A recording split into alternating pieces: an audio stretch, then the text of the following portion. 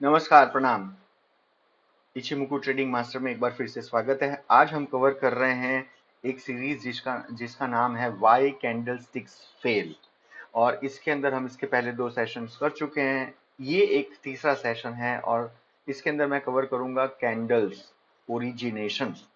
ये जो सेशन है आप तक इचिमुकु ट्रेडिंग मास्टर के माध्यम से पहुंचाया जा रहा है और ये एक प्लेटफॉर्म है जिसमें हम इचिमुकु के द्वारा ट्रेड्स लेते हैं और वो हम आपको दिखाते हैं। हम इचिमुकु के हिसाब से प्रिडिक्शंस करते हैं, पॉसिबिलिटीज को जांचने की कोशिश करते हैं और वो भी आप तक इंफॉर्मेशन पहुंचाते हैं ऑन अ डेली बेसिस। तो अगर वो वाले सेशंस चाहिए हो तो आपको हमारे मिडनाइट सेशंस के वीडियोस जो है वो उपलब्ध है, आपको देखने चाहिए।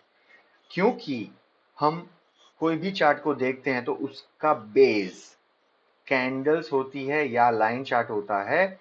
और ये बहुत सारे लोगों को कंफ्यूजिंग लगता है कि कैंडल्स को कैसे रीड किया जाए। इसीलिए सेशन किया जा रहा है कि अगर आप इचिमुकु जैसे एक सिस्टम को सीख रहे हैं तो उसका जो बेसिक सिस्टम है उसको भी आपको सीखना चाहिए, क्योंकि उससे भी आपको बहुत ही ज्यादा सहायता होगी। ठीक है, तो हम ये तीसरा सेशन कर रहे हैं और ये ओरिजिनेशन के ऊपर है। मैं पहले ये दिखा चुका हूं कि how to read a candle, basic candle, जो कि अभी पूरा नहीं हुआ है। But before that I want to let you know कि कैंडल स्टिक्स कहां से आई।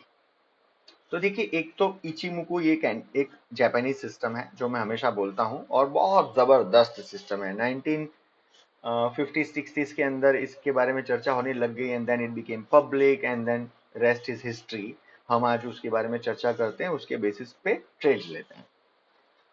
ये जापान ना बड़ी पावरफुल जगह है। अगर आप नहीं गए हैं जापान तो आपको एक बार जाना चाहिए।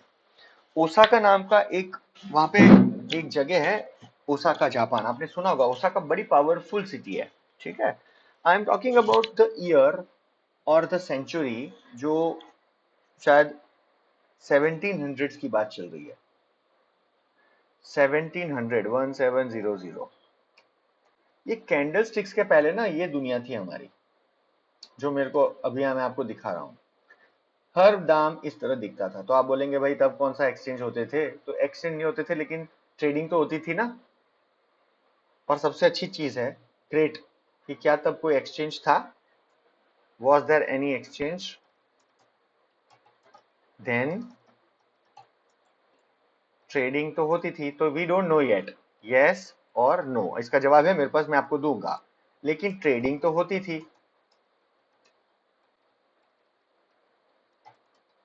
कौन सी ट्रेडिंग होती थी? राइस। जापान में राइस होती थी, हर जगह अलग अलग होती थी। किसी अफ्रीका में सॉल्ट की होती थी, अफ्रीका में सोने की भी होती थी, इंडिया में और चाइना में सिल्क की होती थी एंड देन मसालों की होती थी। तो those things everybody knows, right? तो अलग अलग देश में अलग अलग प्रकार की चीजें इंपॉर्टेंट थी और ट्रेडिंग उन चीजों की होती थी और बार्टर सिस्टम होता था। I don't know how many of you know barter system का क्या मतलब होता है। बार्टर सिस्टम का मतलब है कोई किसी को गेहूं देगा, उसके बदले में कोई उसको लोहा देगा, वगैरह वगैरह। तो ये जो दुनिया ना ये ऐसी होती थी, लेट्स अज्यूम। पहले तो कोई रिकॉर्ड ही नहीं रखता था।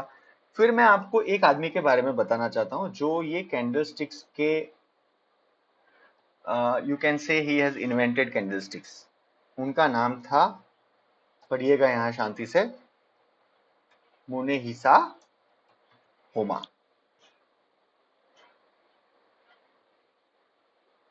ये है उनका, होमा की जगह कोमा हो गया। So it's not coma, it's Homma. Munehisa होमा उनका नाम था। अब ये कौन थे भाई साहब? ये बड़े ही पावरफुल फैमिली में जन्मे एक आदमी थे, वेल्दी फैमिली। और ये करीब 1700 के अंदर इनका जन्म हुआ था, 1700s। आपको इसके पहले एक बात समझना जरूरी है, मैं धीरे धीरे बात करने वाला हूं। अगर कोई बोर हो रहा है तो डबल स्पीड में देख सकता है। थोड़ी सी हिस्ट्री आपको जापान की समझनी होगी। उन दिनों ना जापान में 1500 से लेके, ये ईयर 1500 से लेके 1700 के बीच बहुत स्टेबिलिटी इश्यूज थे। और 1500 से लेके 1600 में तो बहुत ही ज्यादा यूनिफिकेशन की प्रोसेस चल रही थी।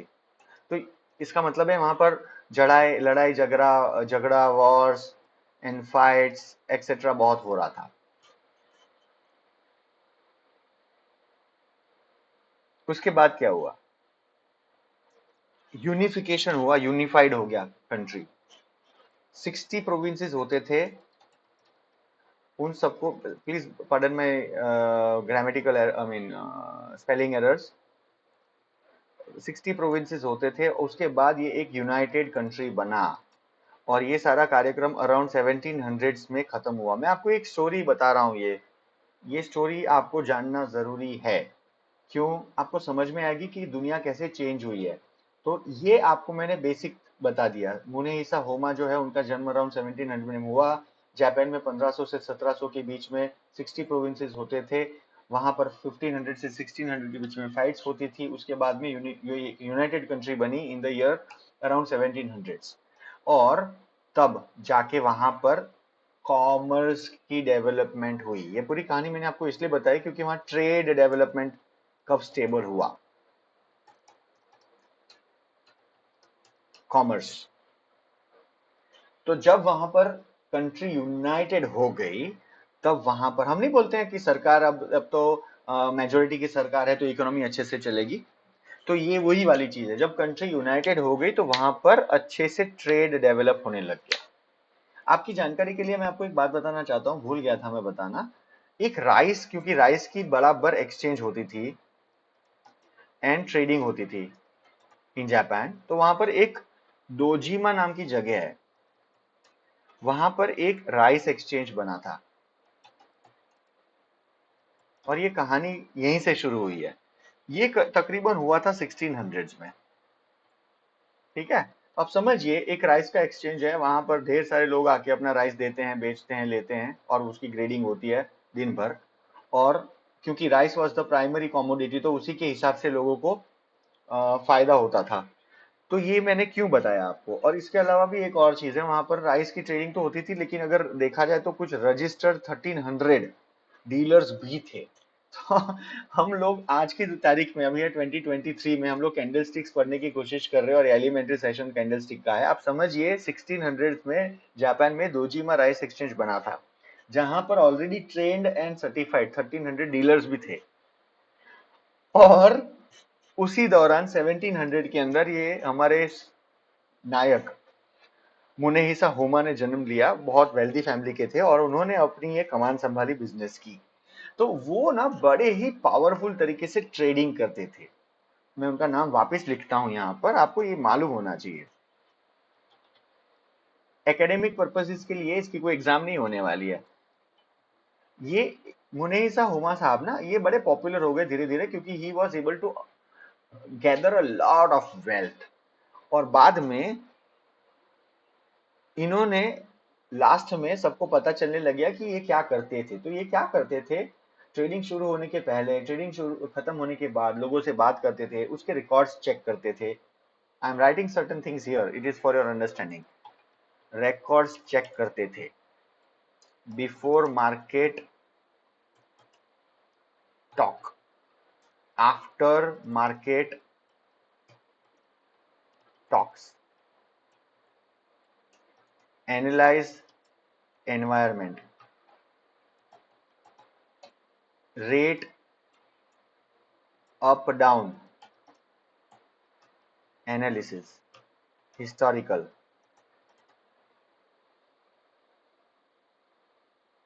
ये सारी चीजें मैंने, कुछ कुछ चीजें लिखी हैं मैंने, जो जहां जहां से साहित्य पढ़ा है उसके हिसाब से ये सारी चीजें। ये मुनेहिसा कोमा, ये वापस कोमा हो गया। भाई कोमा क्या दिक्कत है, होमा है ये ये भाई साहब ये सारी चीजें करते थे और ये बड़े ही पावरफुल हो गए थे।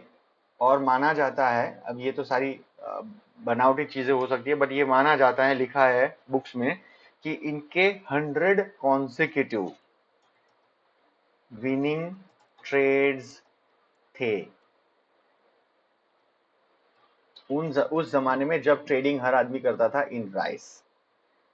अब ये मैं कहानी क्यों बता रहा हूँ, ये आपको कहानी इसलिए बता रहा हूँ कि बहुत टाइम बाद उनके जो प्रिंसिपल्स थे ट्रेडिंग के, उसको पब्लिक किया गया। and those principles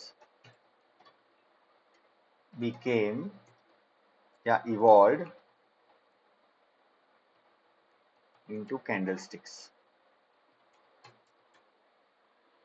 अब समझ में आई पूरी कहानी? उन्होंने ये रिकॉर्ड उस जमाने में जब खाली एक आदमी पहुंचता था बाजार में और देखता था ओ कल लास्ट भाव 100 रुपए था, वो येन वैन जो भी होगा, फिर रात भर वो लोग वहां बैठे रहते थे राइस के वहां पर, फिर नेक्स्ट डे जब बाजार खुलता था तो वो लोग 100 के अंदर 100 था तो 100 के बेचने के आसार से बैठे रहते थे कि 101 में बेचेंगे, लेकिन भाव खुलता था 95। तो वो परेशान हो जाते थे कि कल तो 100 खुला था, 95 अब हो गया। अब बहुत सारे लोग जो है उनको पहले से पता होता था कि 100 तो कल खुला था, लेकिन उसके पहले 4-5 दिन से तो वो, अरे 100 में कल बंद हुआ है, उसके बहुत सारे दिन से तो कंसेक्यूटिवली वो जो है वो 90 और 92 की रेंज में काम कर रहा है। तो ये सारी चीजें हैं। कैंडल स्टिक्स में क्या इंपॉर्टेंट होता है, और उस टाइम पे ये हुमा साहब जो करते थे मैं आपको जरा बता देता हूं what he used to do which others were not able to do. He used to track day beginning number, day end number, and days high, days low।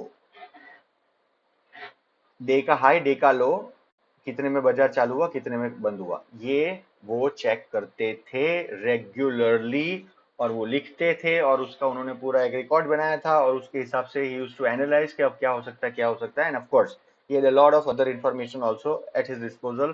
लोगों से बात कर करके वो he used to gather many things। but larger point, long story short, ये सारी की सारी चीजें वो जो करते थे इट इवॉल्व इनटू कैंडलस्टिक्स। अब मैं आपको एक बहुत जबरदस्त चीज बताने वाला हूं and you have to understand what it means. ये है हमारा एक नॉर्मल चार्ट, इसको मैं कर देता हूं कैंडलस्टिक्स। ये है होमा साहब के पहले की दुनिया, यानी 1700 के पहले की दुनिया ये है। अब होमा साहब के आने के बाद ईस्टमैन कलर सीधे हो गए ऐसे, तो ईस्टमैन कलर की पिक्चर हो गई एचडी। तो अब उसको थोड़ा कंपेयर करते हैं। ये हो गया हमारा एचडी और ये है हमारे ईस्टमैन कलर। अब ये दोनों चार्ट सेम चीज के हैं, ये दोनों ही सेम चीज के हैं। आप देख सकते हैं यहाँ पर ये डंडी घूम रही है और यहाँ पे भी साइड में घूम रही है। ये देखिए दोनों बाजू। आप समझिए, अगर आपको पता है कैंडलस्टिक्स कैसे देखी जाती है तो आपको ये दो चार्ट्स में कहाँ ज्यादा समझ में आती है चीज। नेचुरली इसमें आपको समझ नहीं आएगा क्योंकि यहाँ पे सिर्फ ब्लू कलर की लाइन दिख रही है, और यहाँ पे समझ में आ रहा है क्योंकि यहाँ पर ब्लू लाइन के साथ ऊपर नीचे की लाइंस भी दिख रही है। तो अगर आपको एक दिन का भाव एनालाइज करना है तो आपके पास ये एक कैंडलस्टिक है, ये 1 मिनट का चार्ट है, इसको मैं 1 डे चार्ट कर दे रहा हूं, और यहाँ पर भी जाके मैं इसको 1 डे चार्ट कर दे रहा हूं।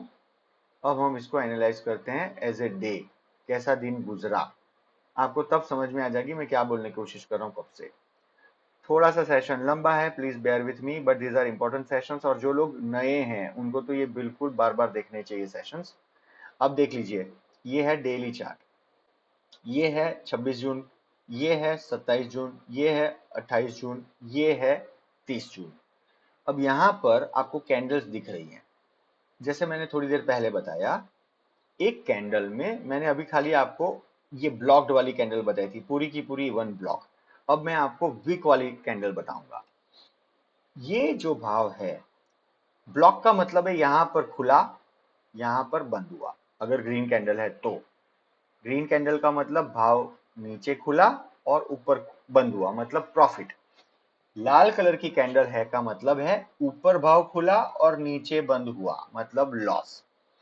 एक चीज जो मैं आपको बता चुका हूं। दूसरी चीज, ये डंडियां क्या है, तो इसका मतलब है एग्जाम्पल 28 जून के दिन 18,905 के का पहला सौदा पड़ा 9:15 में, बाजार खत्म हुआ 18,972 3:30 लेकिन उसके ऊपर एक डंडी है और नीचे एक डंडी है। इसका मतलब नीचे की डंडी का मतलब है बाजार भले ही 18,970 पे बंद हुआ है, उस दिन बाजार जब खुला 18,906 पे, तो ड्यूरिंग द डे प्राइस नीचे 18,861 तक गई थी, फिर ऊपर चली गई, फिर ऊपर जाने के बाद डे का हाई 19,009 बनाया था या 10 बनाया था और बाद में क्लोज हुई 18,970। इसको मैं अच्छी तरह आपको समझा देता हूँ। फर्ज करिए ये 18,907 है, तो आप एक एप्पल की दुकान में गए फोन खरीदने, एप्पल 14। आप जब पहुंचे तो वहां पर साढ़े सवा 9 बजे एप्पल 14 का दाम था 18,907 रुपए। उसके बाद आप पूरे दिन वहां बैठे रहे तो दिन के दरमियान दोपहर में शायद वो दाम गिर के हो गया 18,860। फिर उसका वापस दाम हो गया 18,900। फिर एकदम से भाव हो गया उसका 19,000। और उसके बाद जो भाव खत्म हुआ, आखिरी एप्पल का फोन जो बेचा उन्होंने, वो बेचा 18,970 में। तो उस दिन एप्पल का दाम कितना बढ़ा? तो बोले एप्पल का दाम ना 18,907 में खुला था और 18,972 में बंद हुआ। तो तकरीबन 65 रुपए ज्यादा लेके बंद हुआ भाव। लेकिन इन बिटवीन ना नीचे भी गया था और ऊपर भी गया था। ये होती है कैंडल, यानी पूरे दिन की मूवमेंट दर्शाता है। सेम तरीके से एकदम संक्षिप्त में, कंसाइज मैं आपको बता देता हूं। यहाँ पे लाल कलर की एक कैंडल है, ये लाल कलर की कैंडल है 15 जून की। यहाँ पर वो भाव खुला था 18,772 पे और बंद हुआ उस दिन भाव 18,685-86 के करीब। दिन के दौरान कभी भी इसका हाई बना था 18,795 और लो बना था 18,669। अब आप बात समझिए, why are candlesticks superior and base of any charting method and not line charts? क्यों? क्योंकि ये जो हाई एंड लो होता है, ये कैंडल में कितना भाव खुला कितना बंद हुआ वो यहाँ पे भी मुझे दिख जाएगा। यहाँ खुला यहाँ बंद हुआ, बट दिन के दौरान कितना भाव ऊपर गया और कितने नीचे गया था वो हमें एक लाइन चार्ट में नहीं देखने मिलता है। और इसीलिए one shot hands down candlesticks win against a line chart. इसके ऊपर थोड़ा सा और रिवीजन करेंगे, कैंडलस्टिक्स को और अच्छे से कैसे देखा जाता है। मैंने अच्छे से ये आपको डिफरेंस बताने की कोशिश करी है कि why is candlestick superior as compare to a line chart. ठीक है, इस सेशन को मैं यहीं पे समाप्त कर रहा हूं और इसके बाद के सेशन में वापस एक बार रिकैप करूंगा कि कैंडल्स को कैसे पढ़ा जाता है और कैंडल स्टिक्स क्यों इंपॉर्टेंट है। ठीक है, उसके बाद आपको कैंडल्स में और कितने वेरिएशंस होते हैं, on everything that people keep talking about, सारी चीजें हम कवर करेंगे। और जब तक ये सीरीज खत्म होगी तब तक आप एक प्रो कैंडलस्टिक्स के खिलाड़ी हो जाएंगे। Pro, if not pro, you will know candlesticks better than 85% of the people globally. I am promising that to you. शुक्रिया, जय हिंद।